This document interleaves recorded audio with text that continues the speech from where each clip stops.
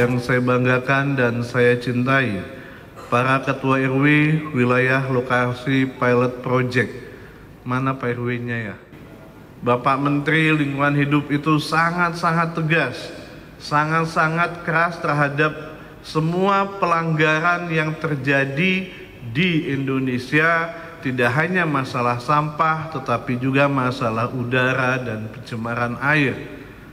Ini yang menjadi concern kami Dinas Lingkungan Hidup Provinsi DKI Jakarta untuk terus bergerak bersama-sama Bapak Ibu sekalian, bagaimana untuk kita terus melakukan perbaikan-perbaikan dalam pengelolaan sampah di Jakarta.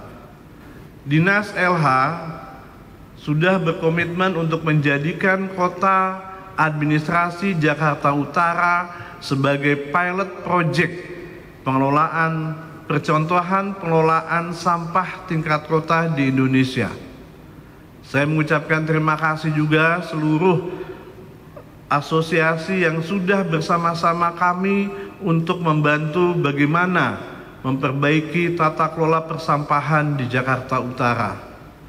Tidak hanya di Jakarta Utara, kami juga terus berupaya di 5 wilayah lainnya, yaitu 4 wilayah kota dan 1 Kabupaten Pulau Seribu juga dapat terus memperbaiki, meningkatkan tata kelola persampahannya. Mulai dari hulu, tengah, dan hilir, mulai dari rumah tangga, hotel, restoran, kafe, perumahan, kemudian juga perusahaan, kawasan, semuanya kami minta untuk melakukan hal yang sama. Bagaimana kita mulai dari memilah sampah, kemudian juga mengolah sampah dan benar-benar bertanggung jawab terhadap sampah yang kita hasilkan, sampah yang kita keluarkan sehari-hari. Kami di Dinas LH dari tahun 2021 mengembangkan namanya KSBB, Kolaborasi Sosial Berskala Besar. Awalnya hanya pada sektor persampahan, akan tetapi sekarang berkembang juga pada sektor climate, kemudian juga klaster udara dan air. Ini semua memang tidak terlepas dari bagaimana seluruh stakeholder yang ada di Jakarta bersama-sama untuk merencanakan, bersama-sama untuk melakukan aksi memperbaiki kualitas lingkungan hidup di Jakarta. Saya mengucapkan terima kasih kepada Bapak Ibu Pak RW yang memang sudah berkenan menjadi wilayah pilot project pada kegiatan KSBB persampahan kolaboratif yang akan sama-sama kita lakukan ke depannya.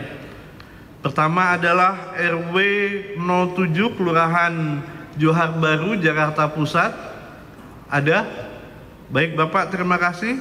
RW 4 Kelurahan Pegangsaan 2. Terima kasih Bapak. RW 5 Kelurahan Pegadungan, Jakarta Barat. Kemudian RW 7 Kelurahan Ulu Jami, Jakarta Selatan. Terima kasih Ibu. RW 17 Kelurahan Klender, Jakarta Timur. Terima kasih Ibu. Dan dari Pulau Lancang, Kelurahan Pulau Pari, Kepulauan Seribu. Oh hadir, terima kasih Bapak. Ya walaupun sama-sama di Ancol ya Pak, tapi luar biasa Bapak dari Pulau Seribu juga hadir pada kesempatan pagi hari ini. Bapak Ibu sekalian, memang kolaborasi kita bersama-sama pada kesempatan pagi hari ini sekali lagi kita berupaya bagaimana sampah yang dikirim ke TPA Bantar Gebang itu bisa kita kurangi secara maksimal. Oleh sebab itu bantuan, dukungan, dorongan dari seluruh stakeholder di Jakarta itu sangat-sangat kami perlukan. Kami berharap dalam pertemuan ini seluruh mitra dapat berpartisipasi dalam setiap lokasi pilot project sehingga semua kebutuhan di lokasi terpilih bisa terpenuhi secara merata dan dapat menambah semangat untuk berbagai praktik baik di wilayah DKI Jakarta. Kepada Bapak Nirwono Yoga, disilakan. Assalamualaikum warahmatullahi wabarakatuh. Salam dari Pak Gubernur atas kehadiran Bapak Ibu sekalian dalam acara ini. Saya ingin memberikan sedikit catatan saja beberapa hal yang menjadi concern Pak Gubernur terkait dengan pengelolaan sampah, yaitu secara umum kita berupaya untuk mengurangi sampah secara signifikan dalam 5 tahun ke depan. Salah satu program yang sedang disiapkan yaitu program yang diberi nama program Benyamin S Award, yaitu kata dari bersih, nyaman, indah, dan sejahtera. Dari yang sudah disampaikan oleh Pak Kadis barusan, kita melihat ada upaya yang perlu untuk lebih ditingkatkan, perlu untuk lebih diberikan apresiasi. Oleh karena itu dalam program Benyamin S Award ini pada secara umum ya yang bisa saya sampaikan ini yaitu pertama terkait dengan program Benyamin S Award sendiri. Benyamin S Award ini merupakan salah satu upaya untuk untuk mengakselerasi peringkat kota global Jakarta ya. Kalau kita ikuti apa yang sudah disampaikan oleh Pak Gubernur, kondisi atau posisi Jakarta saat ini pada tahun 2025 berada di peringkat 74 dari indeks kota global dari 156 kota. Nah, dalam 5 tahun ke depan diharapkan peringkat tersebut dapat naik setidaknya mencapai angka atau posisi di 50 dari 156. Peringkat 50 sebenarnya bukan peringkat yang terlalu ambisius juga tidak, tapi cukup realistis mengingat posisi tersebut dekat dengan kota Bangkok. Bangkok itu di posisi 45 sekarang ya. Sementara Jakarta sendiri pada tahun 2015 itu berada di posisi 54. Sehingga kalau kita bekerja sama dapat mengakselerasi peringkat kota Jakarta dari 74 ke 50 pada tahun 2029. PSBB, kolaborasi sosial berskala besar. Jadi kami sangat apresiasi upaya ini yang bisa mempertemukan sebenarnya semua pihak yang berkepentingan terkait dengan pengelolaan sampah. Sebagai informasi, kami Februari lalu sudah mempertemukan Menteri Lingkungan Hidup dengan waktu itu masih Pak PJ Gubernur DKI untuk menyusun peta jalan, dan DKI sudah menyampaikan peta jalan percepatan penyelesaian urusan sampah di Jakarta. Dan kami diminta untuk konsentrasi di Jakarta Utara khususnya, kolaborasi juga dengan teman-teman WWF, ada Sirsak, kemudian ada Pinla. Mudah-mudahan mereka hadir semua yang ini saya baru lihat, mudah-mudahan yang lain juga bisa hadir. Kemudian yang kedua, Pak Gubernur minggu lalu bertemu dengan Pak Menteri dan pimpinan sepakat untuk bagaimana mendorong agar RDF Rorotan itu beroperasi. 2.500 ton sampah masuk ke Rorotan jika itu dioperasikan. Dan untuk sharing session kali ini, kita akan ditemani oleh moderator kita yang luar biasa. Mari kita sambut dengan tepuk tangan Bapak Frans Sinaga dari WPI. Silakan Pak. Boleh tepuk tangannya Bapak Ibu sekalian. KSBB Jakarta ya. KSBB Jakarta.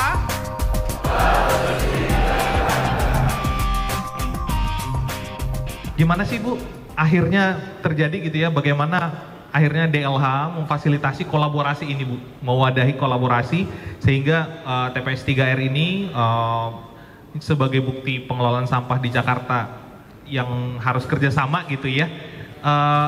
Gimana memfasilitasinya Bu? Apa dukungan atau kebijakan yang akhirnya menjadi dasar terjadinya kolaborasi ini?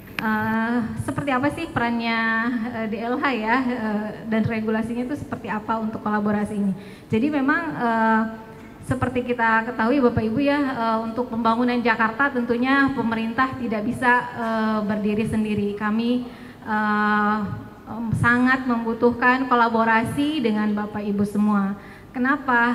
Karena banyak beberapa hal ya kenapa kolaborasi itu diperlukan.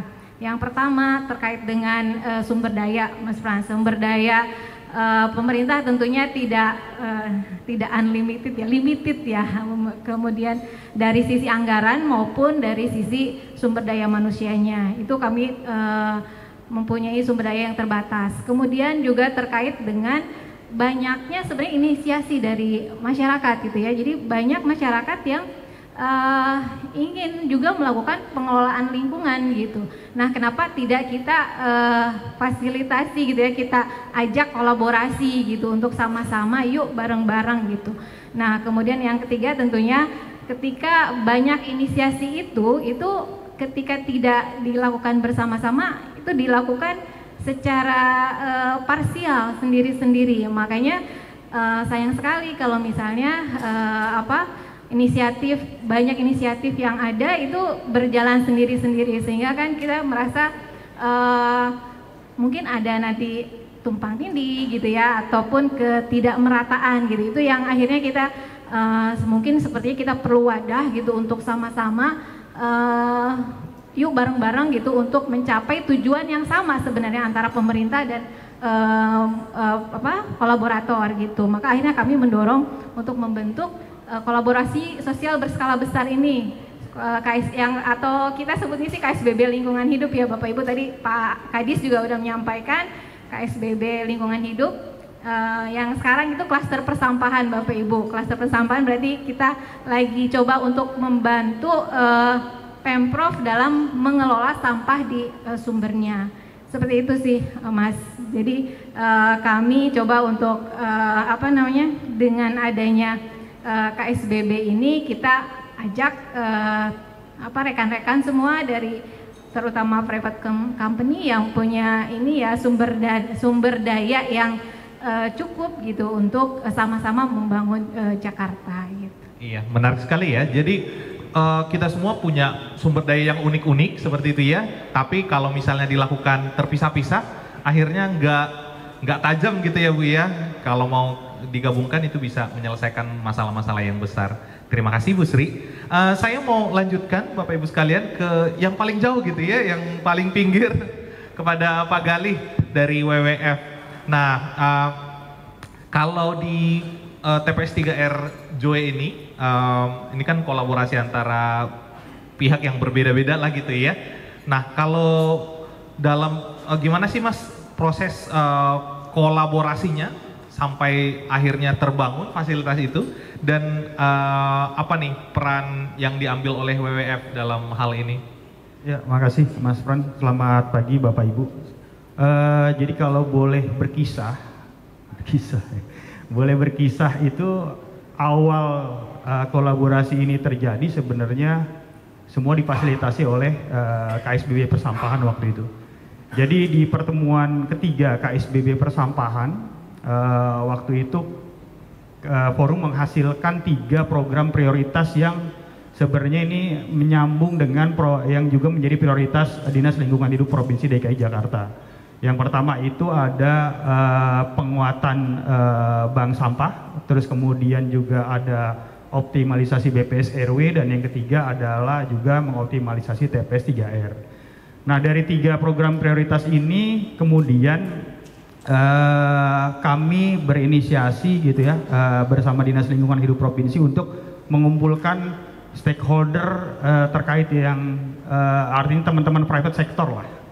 Jadi kami mengumpulkan teman-teman private sector. Waktu itu beberapa teman-teman FMCG, salah satunya adalah teman-teman Nestle yang ikut dalam diskusi tersebut, dan kami memiliki visi yang sama, cita-cita yang sama, mimpi yang sama untuk membantu pemerintah Provinsi DKI Jakarta untuk mengoptimalisasi TPS 3R. Jadi waktu itu kemudian difasilitasi lagi oleh Dinas Lingkungan Hidup Provinsi DKI Jakarta.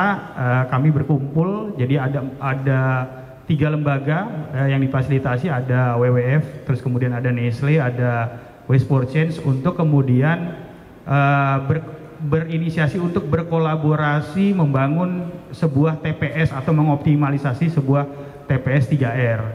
Nah, kemudian diberikanlah list wilayah kerja, dan pada akhirnya kami bersepakat untuk memilih wilayah kerja di Jalan Joe, Lenteng Agung, Jakarta Selatan.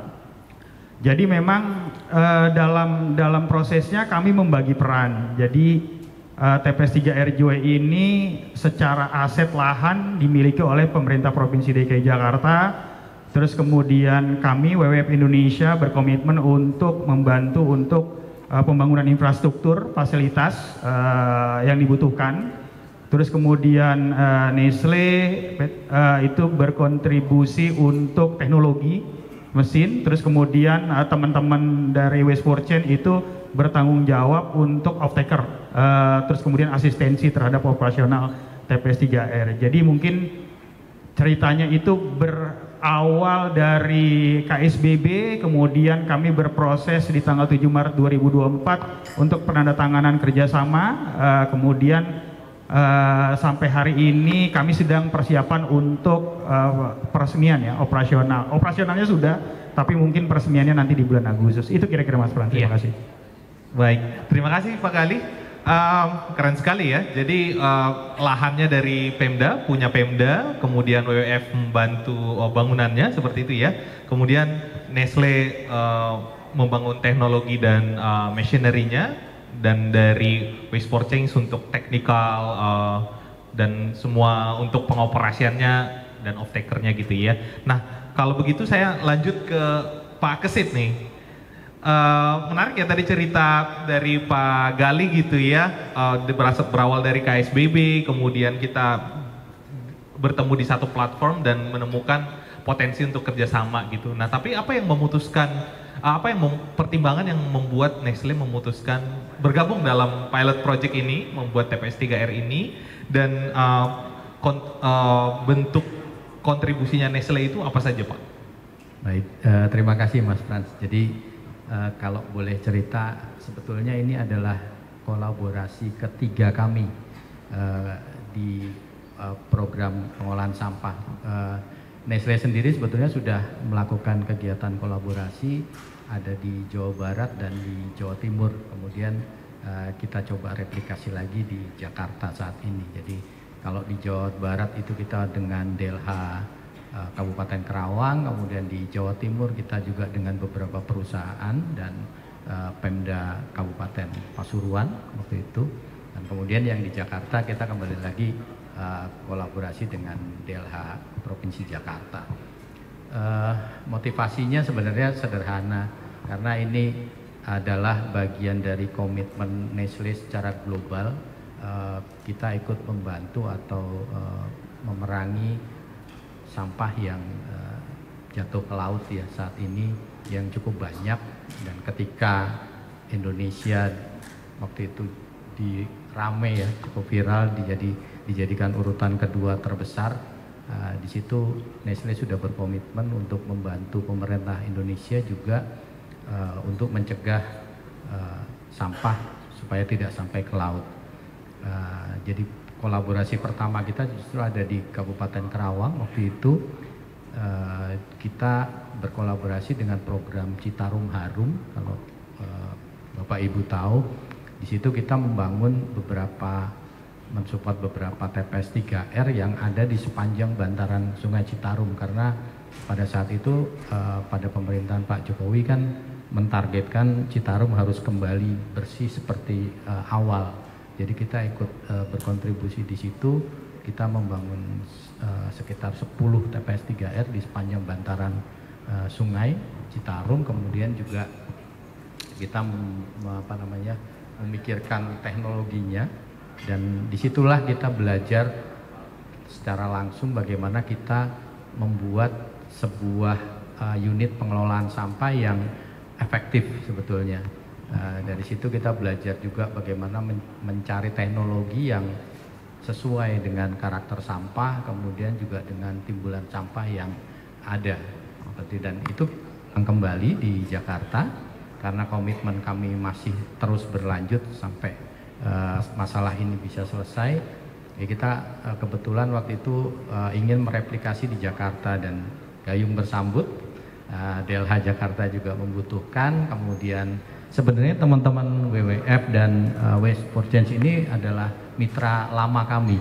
Jadi kita sudah nggak kaget sebetulnya ketika ketemu Cuman memang waktu itu kita sempat diskusi informal dengan teman-teman WWF terkait teknologi, karena banyak teknologi pengolahan sampah juga yang menjadi pro kontra pada saat diimplementasikan. Dari situ kita memutuskan memilih teknologinya, dan kemudian juga dibantu oleh teman-teman Waste for Change ini.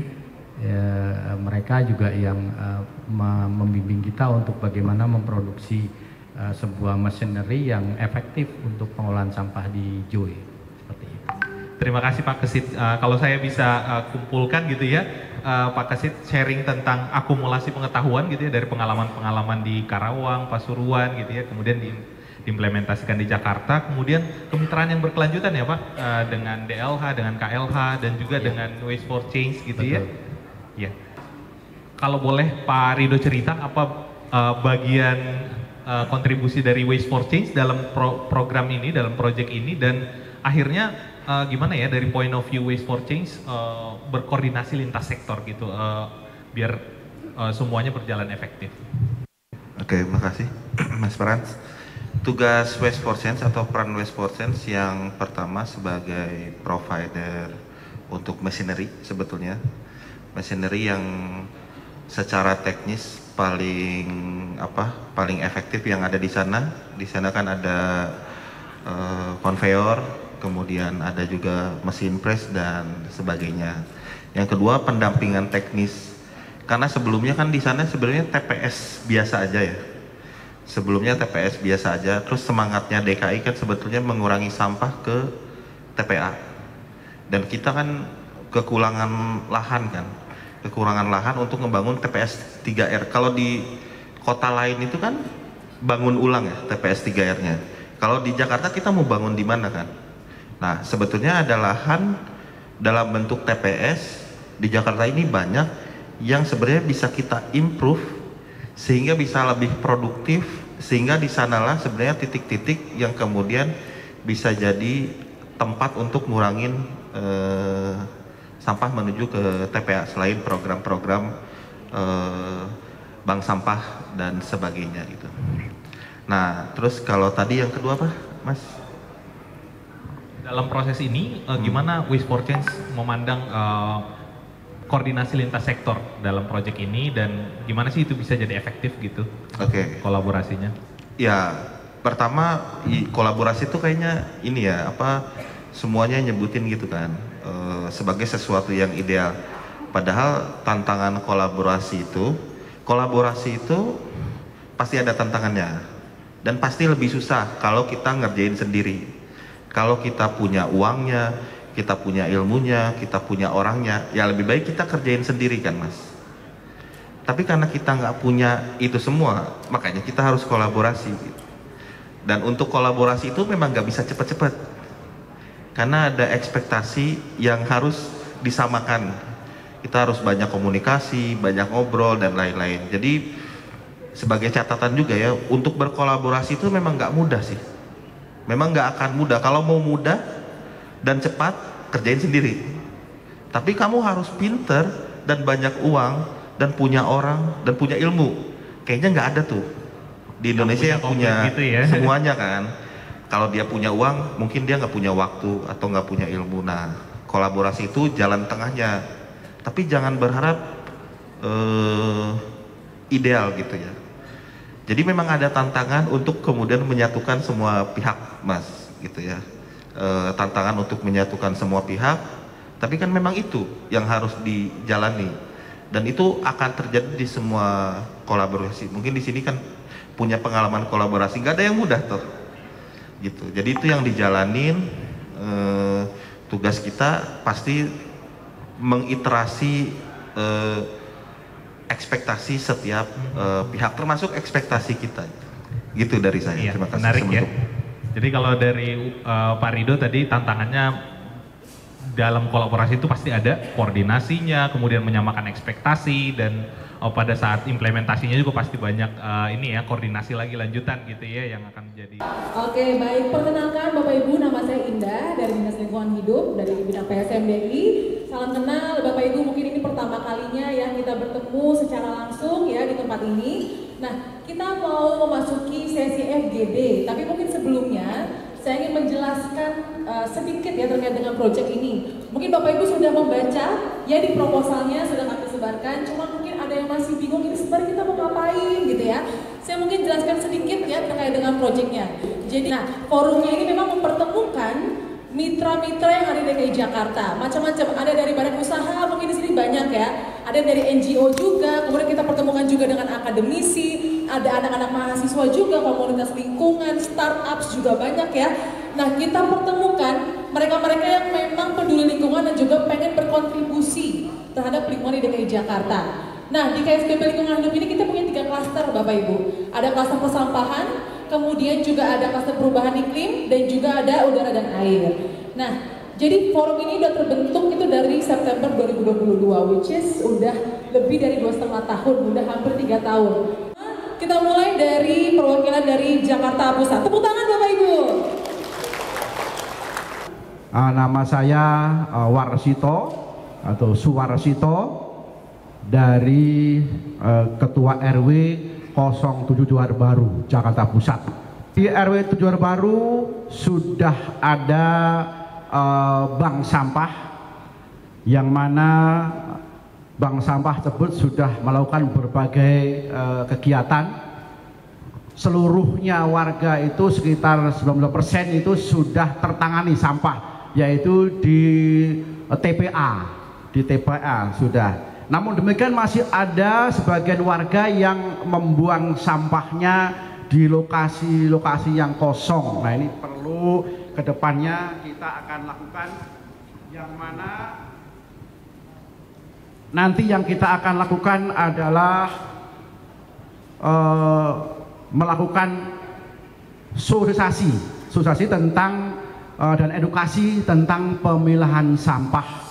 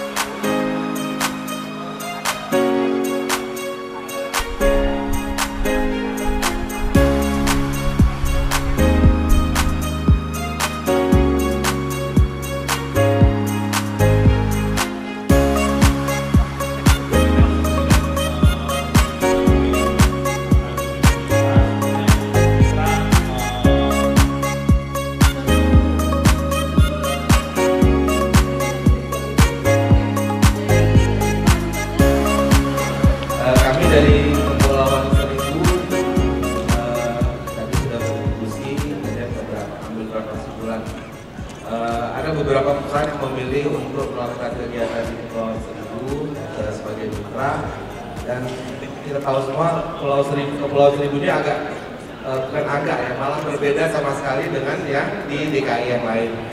Jadi kami di sini lokasi itu kan bisa disebut terbatas dibatasi oleh perairan, sehingga pendekatannya juga agak beda. Nah, itu ada target dari DLH, kita akan nol sampah ya, pulau nol sampah. Mudah-mudahan ini bisa terrealisasi. Nah, dari sekian banyak tadi yang sarana atau peralatan yang dibutuhkan, nanti mungkin bisa dibagi-bagi secara sinkron lah dengan ada beberapa perusahaan. Kemudian satu lagi yang penting, sampah laut. Kita sampai sekarang memang belum ada solusi yang tepat untuk marine debris ini. Perlu juga banyak sekali. Usia material daur ulang. Oh ya, dengan alat daur ulang yang